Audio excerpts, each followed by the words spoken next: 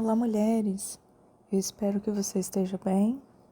Hoje vamos fazer a leitura do dia 67 de 365 dias. Vamos juntas? Vamos iniciar nossa leitura no livro do Antigo Testamento, Números, capítulo 10 e capítulo 11 até o versículo 23. O Senhor disse a Moisés: Faça 2 trombetas de prata batida. Elas serão usadas por você para convocar a congregação e para dar o sinal de partida dos arraiais. Quando tocarem as 2 trombetas, toda a congregação se juntará a você à porta da tenda do encontro. Mas, quando tocar uma só, se juntarão a você os chefes, os cabeças dos milhares de Israel. Quando vocês derem um toque de alarme, partirão os arraiais que estão acampados do lado leste, e quando derem um segundo toque de alarme, então partirão os arraiais que estão acampados do lado sul. Para a partida, deve soar um toque de alarme. Para reunir a congregação, devem tocar as trombetas, mas não da forma de alarme. Os filhos de Arão, sacerdotes, tocarão as trombetas, e isso será para vocês por estatuto perpétuo de geração em geração.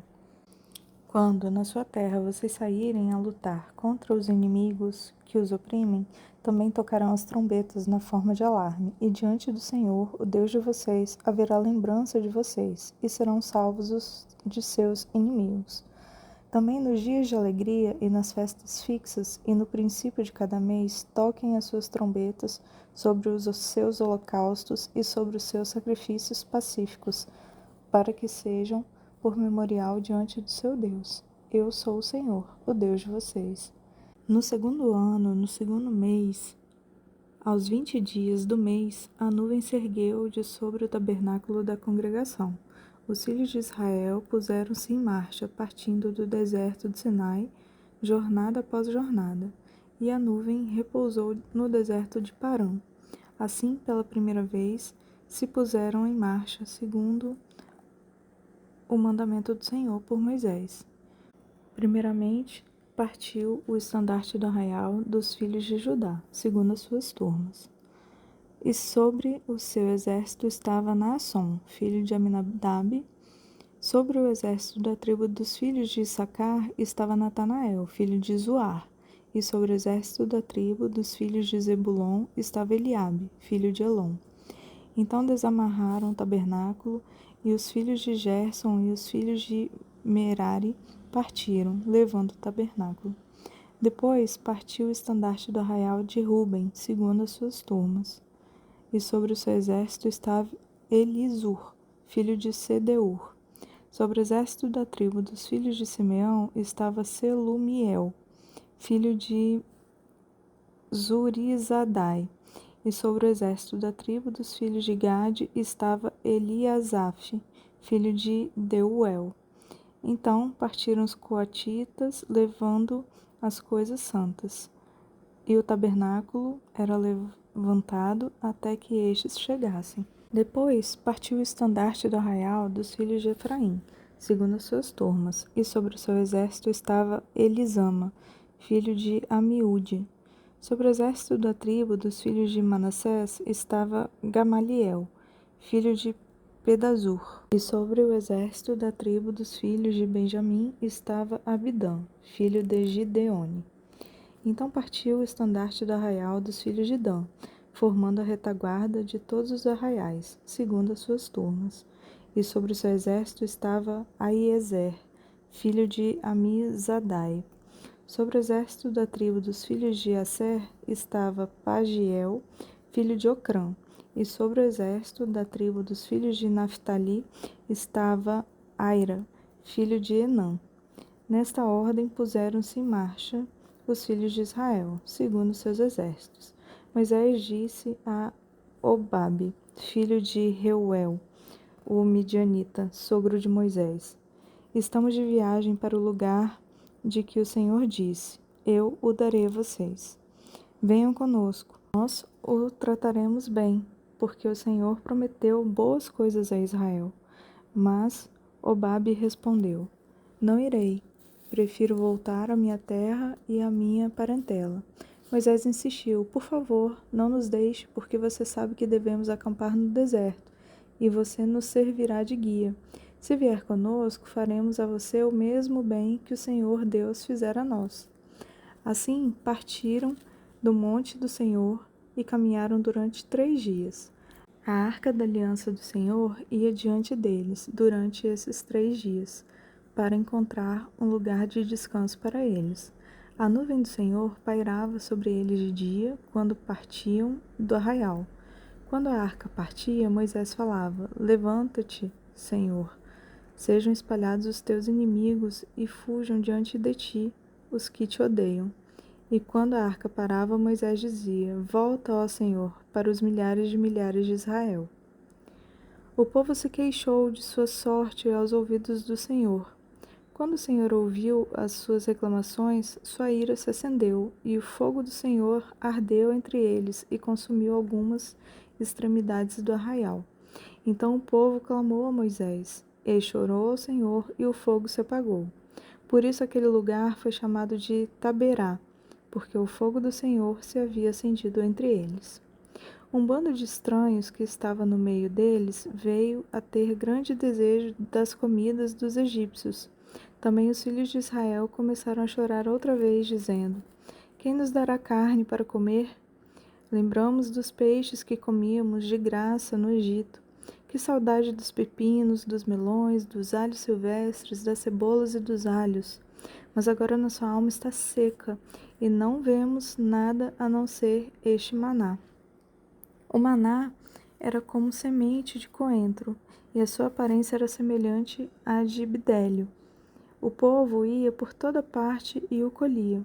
Eles o moíam em moinhos ou o socavam em pilões. Depois o cozinhavam em panelas e dele fazia bolos. O sabor do maná era como de bolos amassados com azeite. Quando de noite descia o orvalho sobre o arraial, sobre este também caía o maná. Então Moisés ouviu como o povo chorava por famílias, cada um à porta de sua tenda. O Senhor ficou muito irado, e Moisés também não gostou daquilo. Moisés disse ao Senhor: por que fizeste mal ao teu servo, e por que não achei favor aos teus olhos, visto que puseste sobre mim a carga de todo esse povo? Será que fui eu quem concebeu todo este povo? Será que fui eu quem deu à luz, para que me digas que eu leve no colo, como a babá leva a criança que mama, até a terra que prometeste dar a seus pais? Onde eu poderia conseguir carne para dar a todo esse povo? Pois chora diante de mim, dizendo: dê-nos carne para comer. Eu sozinho não posso levar todo esse povo, pois é pesado demais para mim. Se me tratas assim, mata-me de uma vez. Se achei favor aos teus olhos, peço que não me deixes ver a minha miséria. O Senhor disse a Moisés: reúna para mim 70 homens dos anciãos de Israel, que você sabe que são anciãos e superintendentes do povo, e traga-os diante da tenda do encontro, para que estejam ali com você. Então descerei e ali falarei com você. Tirarei do espírito que está sobre você e o porei sobre eles, e eles ajudarão você a levar a carga do povo, para que você não tenha de levá-la sozinho. Diga ao povo: santifiquem-se para amanhã, e vocês comerão carne, porque vocês choraram aos ouvidos do Senhor, dizendo: quem nos dará carne para comer? A vida era melhor no Egito. Por isso, o Senhor lhes dará carne e vocês poderão comer.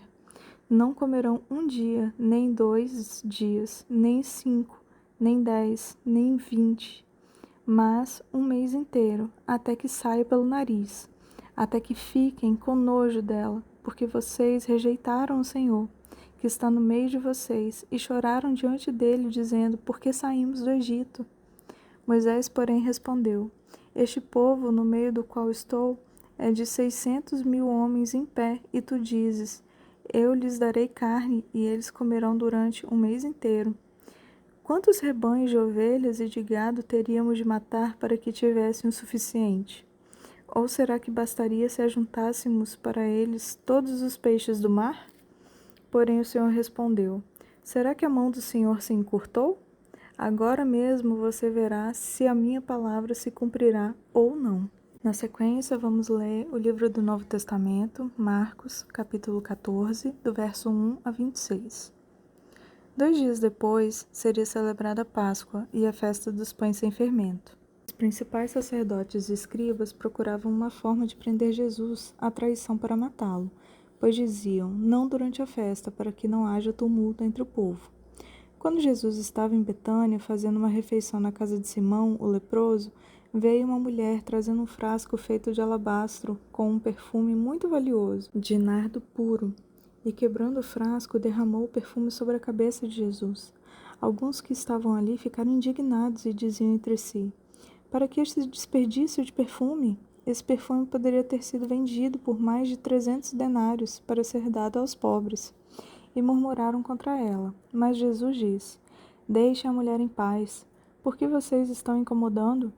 Ela praticou uma boa ação comigo, porque os pobres estarão sempre com vocês, e quando quiserem podem fazer-lhe bem, mas a mim vocês nem sempre terão. Ela faz o que pôde, ungiu o meu corpo antecipadamente para a sepultura. Em verdade lhes digo que, onde for pregado em todo o mundo o Evangelho, também será contado o que ela fez, para a memória dela. E Judas Iscariotes, um dos 12, foi falar com um dos principais sacerdotes para lhe entregar Jesus. Eles, ouvindo isso, se alegraram e prometeram dar dinheiro a ele. Nesse meio tempo, Judas buscava uma boa ocasião para entregar Jesus. E, no primeiro dia da festa dos pães sem fermento, quando se fazia o sacrifício do cordeiro pascal, os discípulos de Jesus lhe perguntaram, onde quer que façamos os preparativos para o Senhor possa comer a Páscoa? Então Jesus enviou 2 de seus discípulos, dizendo-lhes, vá até a cidade. Ali um homem trazendo um cântaro de água sairá ao encontro de vocês. Sigam esse homem e diga ao dono da casa em que ele entrar que o mestre pergunta, onde fica o meu aposento, no qual comerei a Páscoa com os meus discípulos? E ele lhes mostrará um espaço cenáculo, mobiliado e pronto. Ali façam os preparativos. Os discípulos saíram, foram à cidade e, achando tudo como Jesus lhes tinha dito, prepararam a Páscoa. Ao cair da tarde, Jesus chegou com os 12. Quando estavam à mesa e comiam, Jesus disse, em verdade lhes digo que um de vocês, o que come comigo, vai me trair.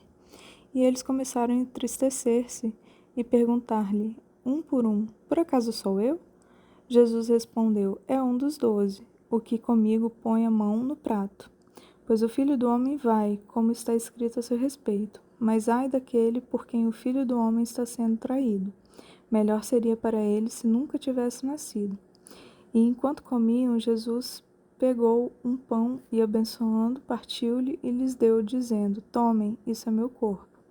A seguir, Jesus pegou um cálice e, tendo dado graças, o deu aos seus discípulos e todos beberam dele. Então lhes disse, isto é meu sangue, o sangue da aliança, derramado em favor de muitos. Em verdade lhes digo que nunca mais beberei do fruto da videira, até aquele dia em que beberei o vinho novo no reino de Deus. E tendo cantado um hino, saíram para o Monte das Oliveiras. Agora leremos no livro de Salmos, capítulo 51.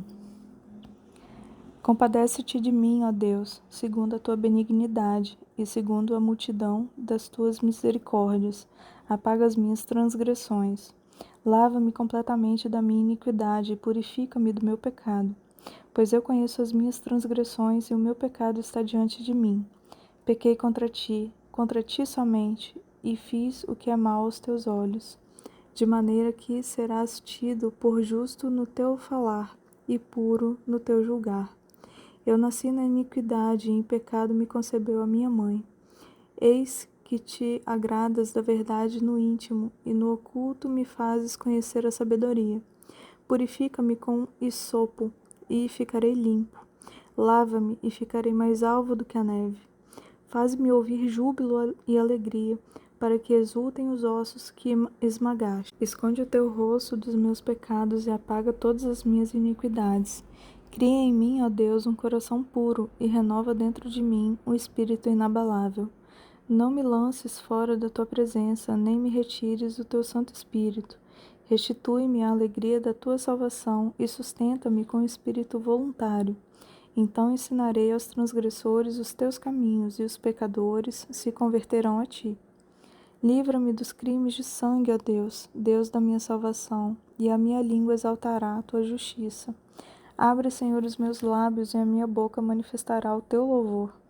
Pois não te agradas de sacrifícios, do contrário, eu os ofereceria, e não tens prazer em holocaustos. Sacrifício agradável a Deus é espírito quebrantado, coração quebrantado e contrito. Não desprezarás, ó Deus.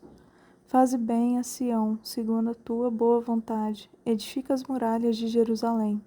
Então te agradarás dos sacrifícios de justiça, dos holocaustos e das ofertas queimadas, e sobre o teu altar serão oferecidos novilhos. Para finalizar, livro de Provérbios, capítulo 10, versículo 31 e 32. A boca do justo produz sabedoria, mas a língua da perversidade será arrancada. Os lábios do justo sabem o que agrada, mas da boca dos ímpios só saem perversidades. Amém. Agradeço a sua companhia. Eu sou a Jaqueline. Que você tenha um dia abençoado.